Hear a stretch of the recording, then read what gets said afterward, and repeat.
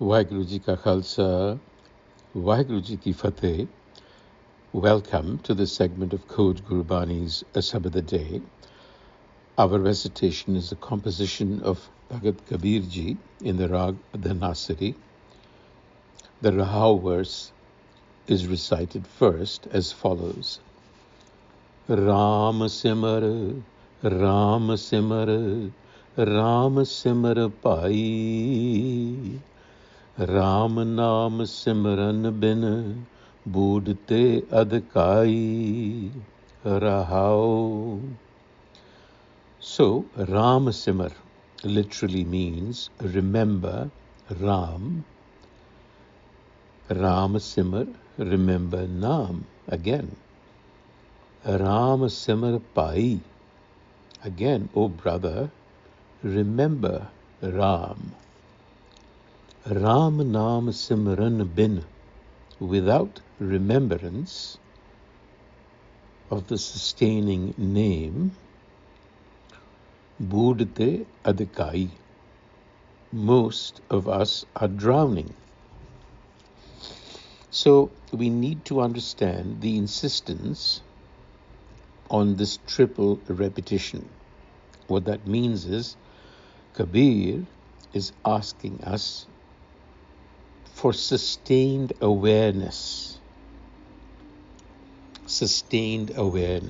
of Ram. Now, we know that the Gurus used very freely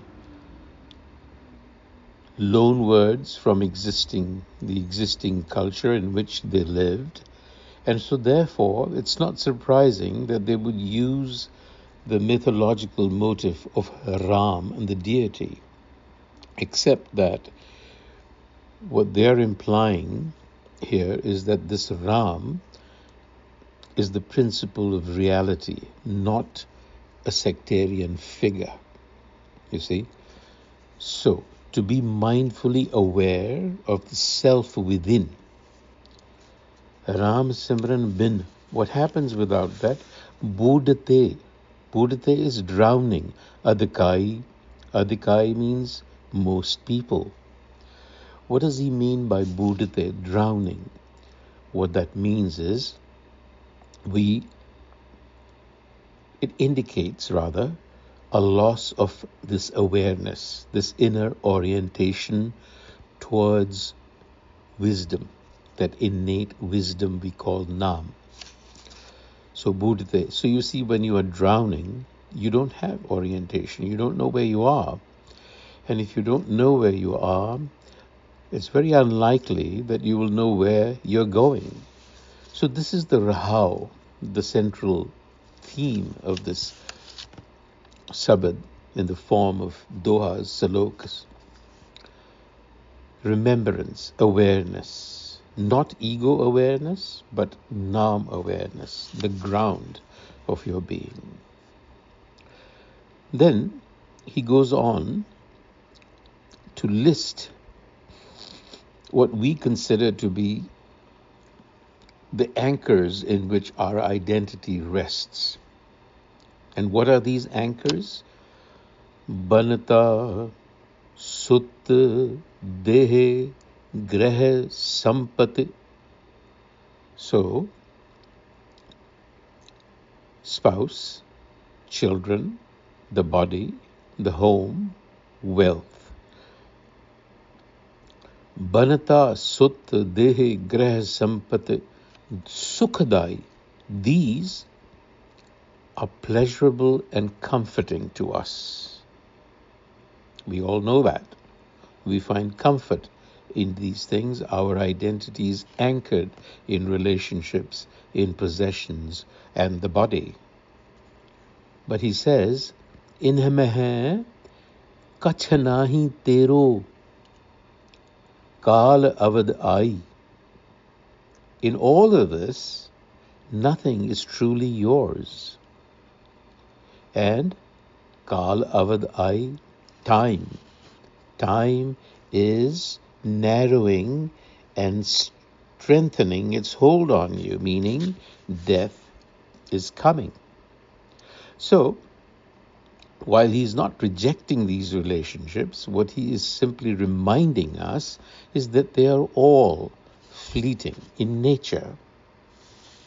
And he goes off, and then he switches to the second stanza.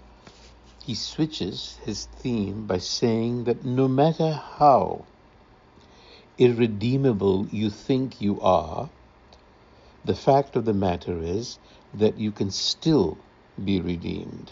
You see, there is still hope. And he uses the example of mythological figures, one being Ajamal, the other being Ganika. We'll talk about them. So the verse reads, Ajamal gaj Ganika patit karam kine to uttar par pare Raam naam line. So Ajamal and Ganika, Ajamal and the courtesan Ganika performed what we consider fallen deeds, patit karamakine. But even they crossed over, tau uttar par pare, meaning they crossed over into Naam consciousness by a realization, by connecting with it through the Guru. So, Ajamal and Ganika are pretty well-known figures in the Indic moral spiritual stories, the Puranas. They both come from the Bhagavad Purana. Ajamal was a pious Brahmin who fell into a life of moral decline, and near death he called out to his son, who happened to be named Narayan. And Narayan is also a divine name. So the point being that by simply uttering Narayan, he redirected his attention and his fate. Similarly, Ganika was a courtesan, a prostitute in modern terms, although there is a slight difference, but the point being, living a morally compromised life, was given a mantra by an enlightened being, and she found Naam consciousness through that. So the point being that she was socially stigmatized. Ajamal had fallen, but they were both recoverable. So what Kabir is saying is, no one is irredeemable. Our ego conditioning is not our destiny. Remembrance, realignment with Naam can reconfigure our entrenched patterns. Reversibility. Inner recentering is always possible. And what do we need to recenter from? He mentions in the third stanza, Sukar kukar jon parme to laaj na ai Raam naam chhad amrit kahe bikh khai. Raam naam is amrit, nectar.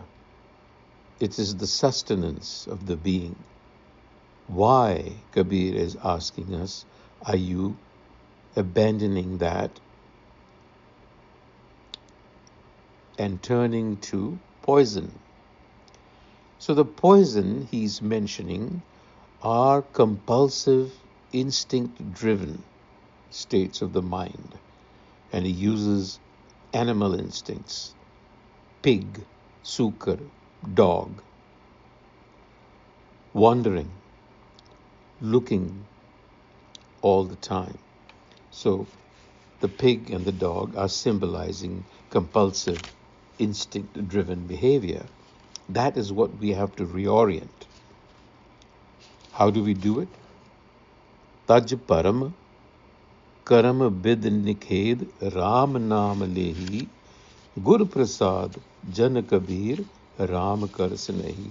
So Gur Prasad, seek the insight, the grace of the Guru, and through that abandon your delusions.